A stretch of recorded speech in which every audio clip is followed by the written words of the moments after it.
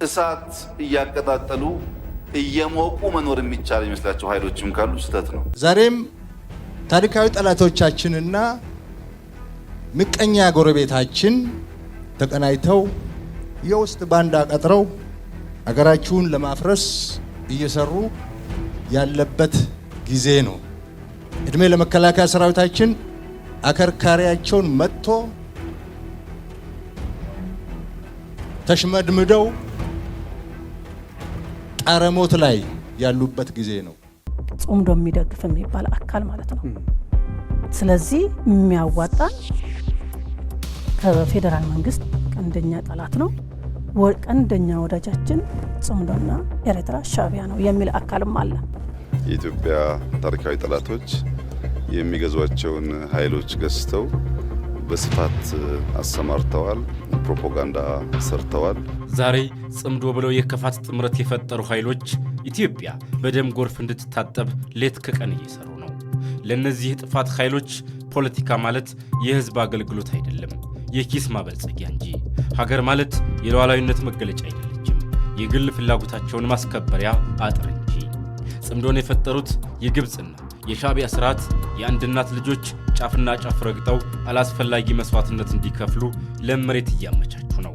የኢትዮጵያ ታሪካዊ ጠላቶች የሚገዟቸውን ኃይሎች ገዝተው በስፋት አሰማርተዋል፣ ፕሮፓጋንዳ ሰርተዋል። የባንዳነት ተላላኪነት፣ ለጥቂት ጥቅም ሲባል ታዛዥነት፣ ካልቀጠቀጥክ ካልገረፍክ በስተቀር በንግግር ያለማመን በሽታ መፈታት ያለበት ይመስለኛል። የትናንቶቹ ጽምዶች ኢትዮጵያን ከባህር በር በማራቅ ህዝብና ሀገርን ያቆሰሉበት ታሪክ ሁሌም ይታወሳል። የሱዳን፣ የግብፅ፣ የኤርትራ ቅንጅት በመፍጠር ኢትዮጵያን ከባህር በር የማባረር ዘመን ነበረ የ1960ዎቹ ትውልድ። ዛሬም ይህ የጥፋት ጥምረት ለኢትዮጵያ የባህር በር ጥያቄ እንቅፋት ሆኖ ብቅ ብሏል። በተለያዩ አቅጣጫዎች የትርምስ አጀንዳዎችን እየቀረጸ ወደ ተግባር ለመግባትም አለው እያለ ነው። ጥቅምት 24 2015 ዓ.ም ለኢትዮጵያ መልከ ብዙ ቀን ናት።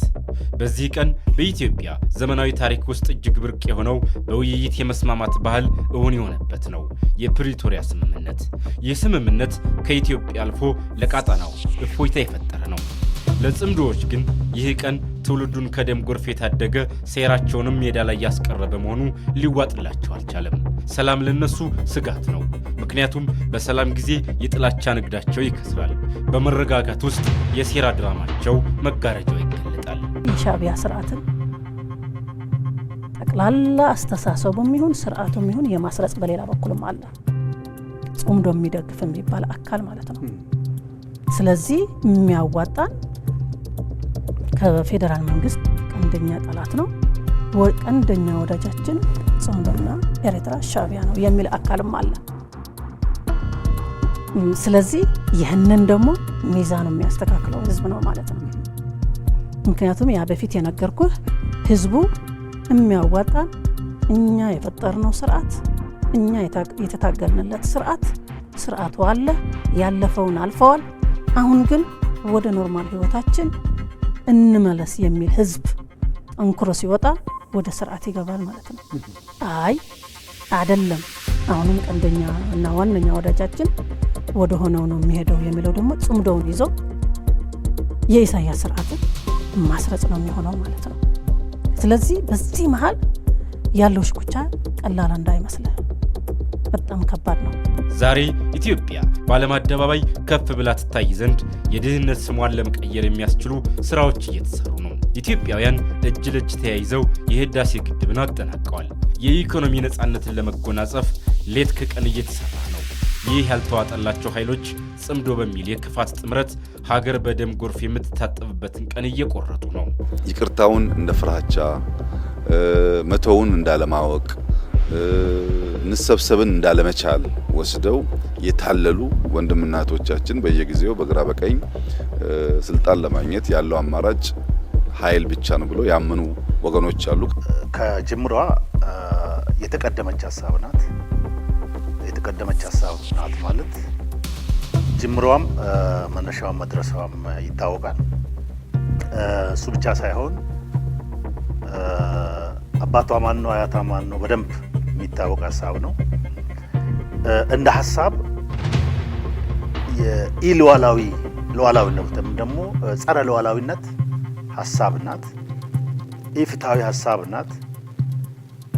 አንፌር የሆነች ሀሳብ ናት። የምትመክን ሀሳብ ናት። ኢትዮጵያውያን የሀገር ሉዓላዊነት ከፍርሰት አደጋ ፊት ሲቆም የመሪዎቻቸውን ጥሪ ተቀብለው ጠላትን በጋራ እንደሚቀጡ አድዋ ትልቅ ትምህርት ነው። በአድዋ ኢትዮጵያውያን ውስጣዊ ግጭቶችንና ቂሞችን ወደ ጎን ብለው በአንድ ምሽግ ወድቀው የዘመን ብዛት የማያወይበውን ታላቅ ታሪክ ሰርተዋል። ጽምዶን የፈጠሩ ኃይሎች ግን ይህን እውነት ዘንግተውታል።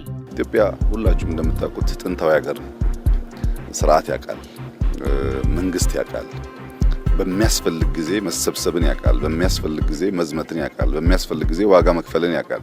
ይሄን ህዝብ በትናንሽ ፕሮፓጋንዳ ሸብረክ ማድረግ አይቻልም። የጽምዶ ዋና መሐንዲሶች ግብጽና ኤርትራ የአንድ እናት ልጆች የሆኑትን ታሪክና ደም ያገናኛቸውን ወንድማማች ህዝቦች ለማጋደል እየተጋፉ ነው።